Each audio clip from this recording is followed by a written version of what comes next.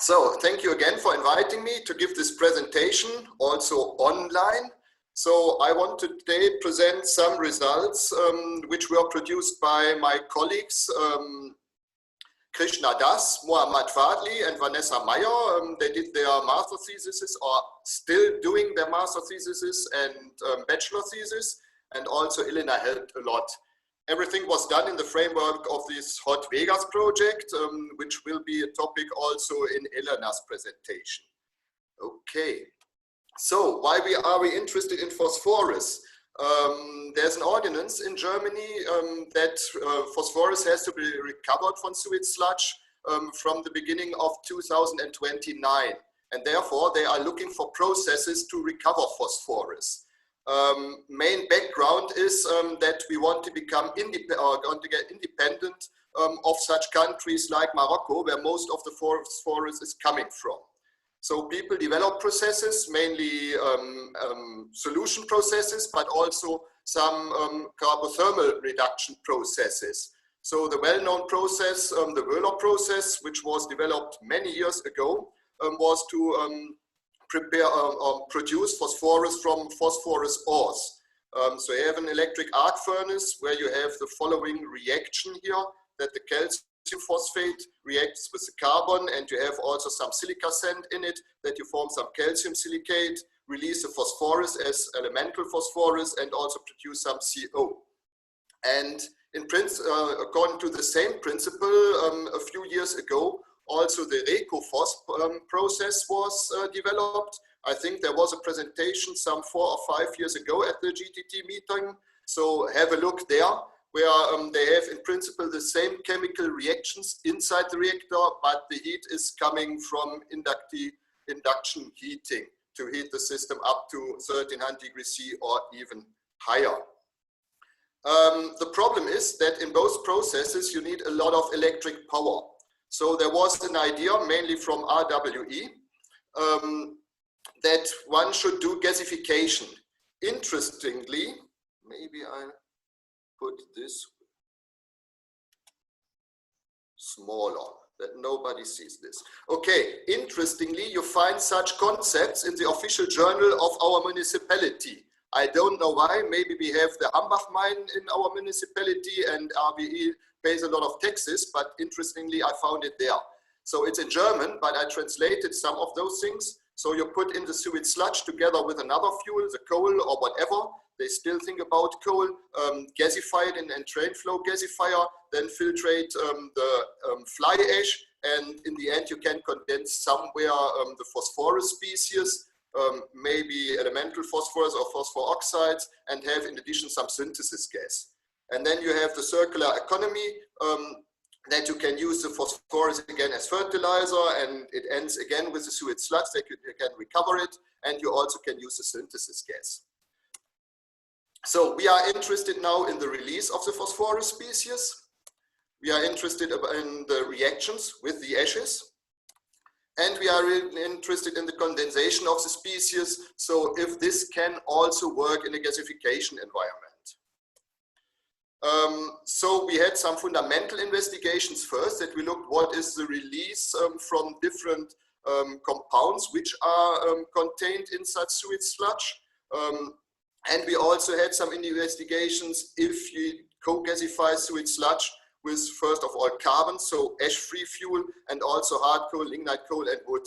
So hard coal, lignite coal is maybe not the future, but still there are some years to go with those fuels. So we looked also in the coal and into the wood, and to have it complete, here is a composition of those fuels. You see we had a sewage sludge with about 2.4% of phosphorus. The other fuels don't have phosphorus. But what is also interesting is maybe the amount of iron in the sewage sludge and also in the coals, and maybe the other elements like calcium rich in the wood and so on. Okay, how do we do experiments? We do some release experiments that we have in a furnace. We fill some fuel into a small boat. We heat up the furnace, have the gas flushing through the furnace, and suddenly we put in the boat with the fuel, that the volatile species can be released, and we collect the gases with our molecular beam mass spectrometer to analyze the gases. Then you see such release events. Okay, just to show the molecular beam mass spectrometer, this has the advantage that we can analyze condensable species as well as non-condensable species at high temperatures, and if it is necessary also at high pressures and to very low values. I don't think that there is sufficient time to explain all the details, so let's start with some experiments. So we did the experiments at 900 degrees C and 1200 degrees C. We did it in helium, so helium represents more or less a pyrolysis. Helium 20% CO2 is in principle the gasification reaction, because internally you form some CO2, so you have this gasification with CO2, but we also have this overall gasification reaction that we mix some oxygen into the helium. Helium is necessary to have a high sensitivity of the machine.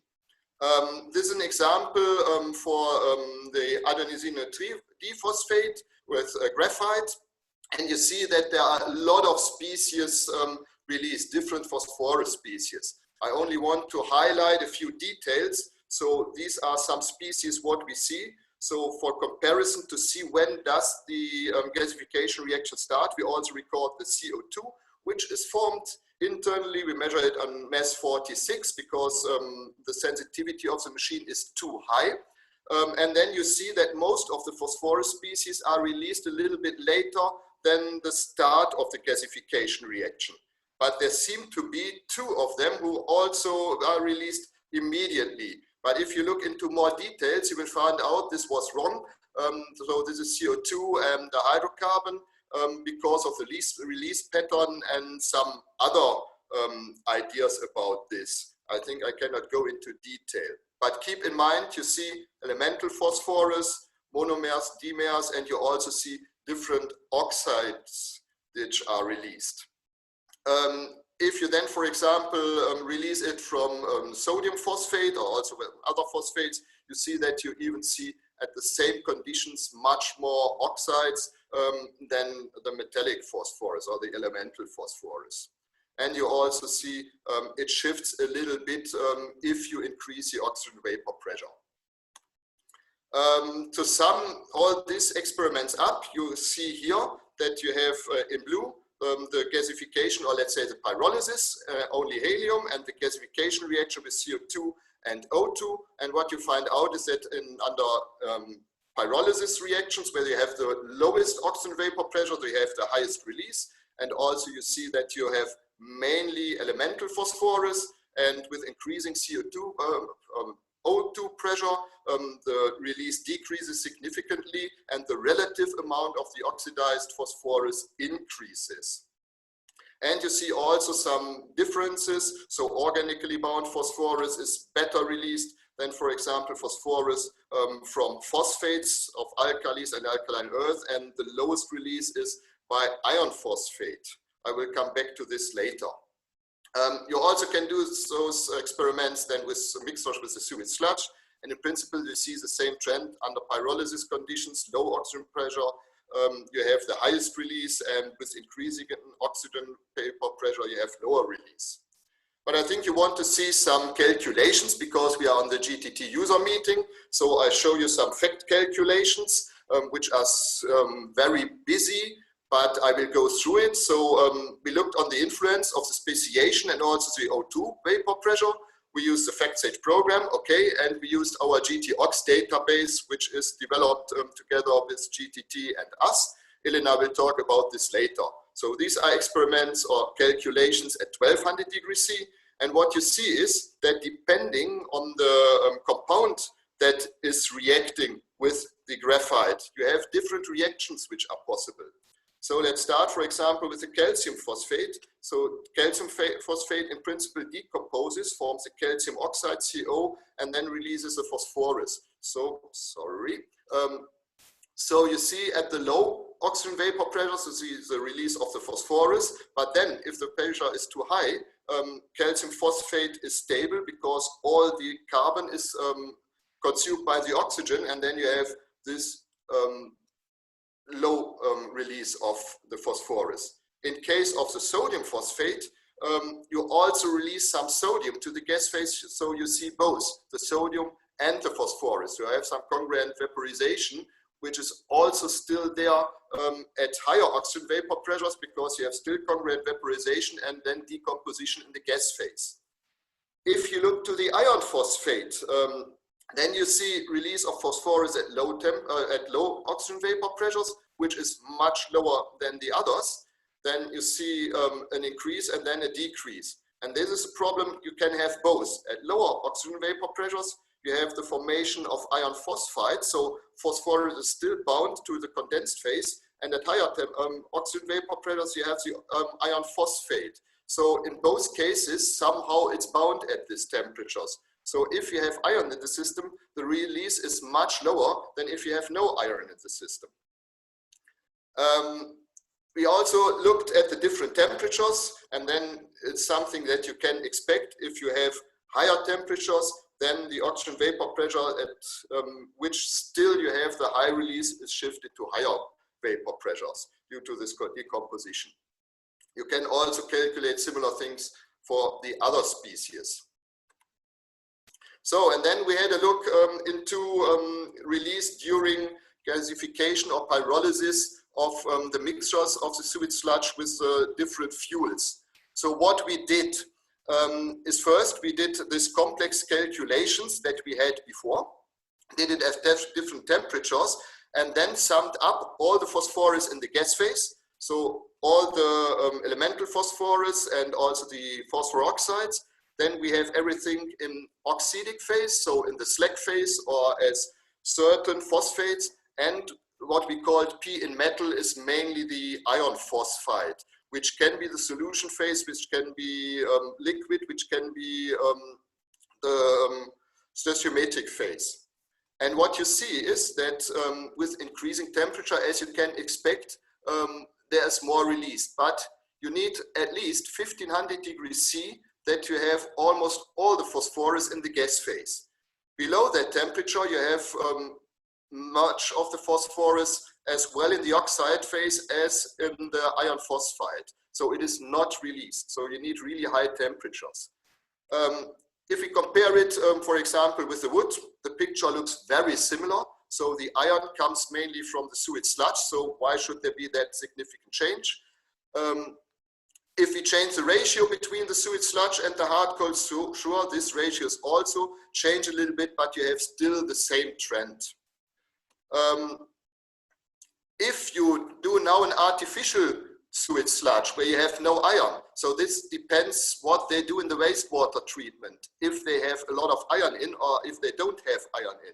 So if you have some chance that no iron is in the system, only the iron here from the hard coal, then the picture significantly changes, and no iron phosphide or much lower amount of iron phosphide is formed, so that you have much earlier the release of the phosphorus. But this is something, I don't know if you have an influence to treat the sewage sludge before, that you don't have the iron. But in principle, this would be helpful.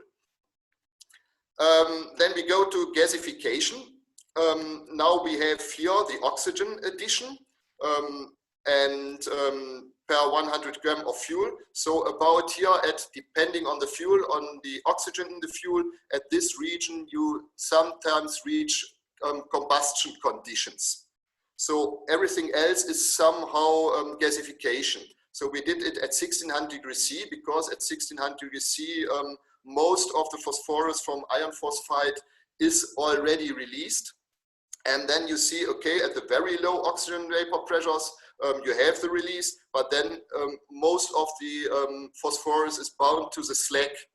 And if we say a gasifier to operate at 1600 degrees C has maybe a lambda value of 0.3 to 0.5, we end up somewhere in this region here, 70 to 100 grams of oxygen. So you will see there's only very low release at this realistic conditions if we consider equilibrium conditions. So you can also do this with different ratio, looks very similar to this. Interestingly, if you go to 1400 degrees C, but this is something you could expect, is that you form more iron phosphide at the very low oxygen vapor pressures, but still in this range, which is relevant, there should be almost no release. if it is thermodynamically regulated. If you have kinetic effects, as we saw in the release experiments, there is maybe also some release. Okay, and if you go to the wood, you shift everything to lower oxygen vapor pressures, because wood already contains a lot of oxygen in the fuel, which also takes part in the reactions. So in principle, you have already a higher oxygen vapor pressure in the system only from the fuel. Okay, and then Vanessa in the end also started calculating some condensation. So we assumed that all the phosphorus is released without reacting with the ash. So in the first. There will also be later some calculations how the phosphorus reacts with the ashes, but this is a calculation. You release it at 1600 degrees C, have no reaction with any ash, and then we looked where will it condense. And what you see, okay, if you have, what I have first to say is we observe at higher temperatures than first condensation of P2 or 5. But at slightly lower temperatures, because of the high water vapor content in such synthesis gas, we also observe phosphoric acid, so H3PO4. But we also had to change a little bit. Elena did this, the data, because we observed this species at temperatures where it should not exist, because it has a decomposition temperature depending on literature of a few hundred degrees, up to more than 500 degrees C. So this is still a point we have to work on. But if we exclude the phosphoric acid from the calculation, then we find only the phosphorus oxide at very similar temperatures. So what you see is that depending on the ratio, you find condensation points below 400 degrees C for the coals, and reach maybe complete condensation below 200 degrees C. And in case of wood, it condenses at a little bit higher temperature. This is the reason here we have a specific lambda value. And since we have already some oxygen in the system, we need not to add so much oxygen to the system. So we have a lower volume of gas with the same amount of phosphorus, so higher concentration. So we have slightly higher condensation temperatures. Okay, and then we also did some first calculations about trace elements, which are also released. For example, sodium can be released from the coal, so you have some sodium hydroxide in the gas phase, and then you find already at very high temperatures some sodium phosphate, which is condensing. And sure, this is stable, and the condensation in this case with a very low amount of sodium hydroxide is not that much shifted. Okay, if you increase the amount of sodium hydroxide, then you will also sometimes see a shift of the phosphorus oxide condensation. And then is the question, is it helpful to have phosphorus, sodium phosphate in contrast to phosphorus oxide, or is it not helpful? This depends what you want to do with it. One idea is also to precipitate it as potassium phosphate, then we have the ready fertilizer. Okay, let's conclude a little bit what we found out so far. So the release of phosphorus is mainly influenced by the oxygen partial pressure, as one could expect. Keep in mind, the oxygen vapor pressure is not only determined by the lambda value, but also by the oxygen which is already in the fuel. Sure, the temperature has a significant influence. Higher temperatures lead to higher release. And we have to take care about the ash composition, especially iron causes a lot of problems in the release. So phosphorus in the gas phase, I didn't show this in detail, but at higher temperatures and lower lambda values, as one can expect, to have more elemental phosphorus and dimers or whatever. And at lower temperatures and higher lambda values, you have mainly the oxides, and this is why you also only find the condensation of oxides. So as I already said, you find the condensation below 500 degrees C. So maybe there is a process that you can use it if you somehow manage to prevent the equilibrium during the release. But you always have to consider the reactions with the alkalis, and I don't know if this is an advantage or not. This depends on the process engineers. And then I want to thank you for your attention, and I'm happy to find on the chat or wherever some questions.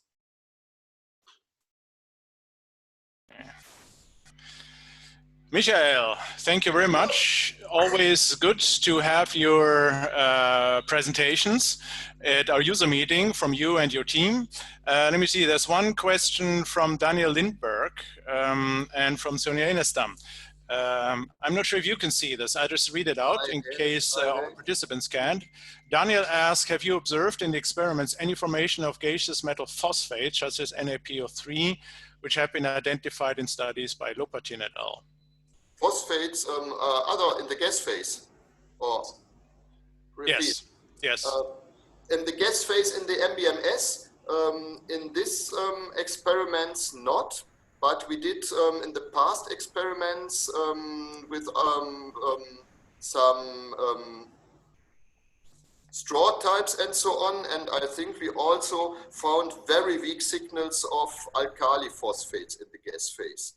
But the problem is also with alkali phosphates, seeing with the MBMS, you have the fragmentation, and I'm not sure about the amount of fragmentation of these phosphates. I have to look these old results.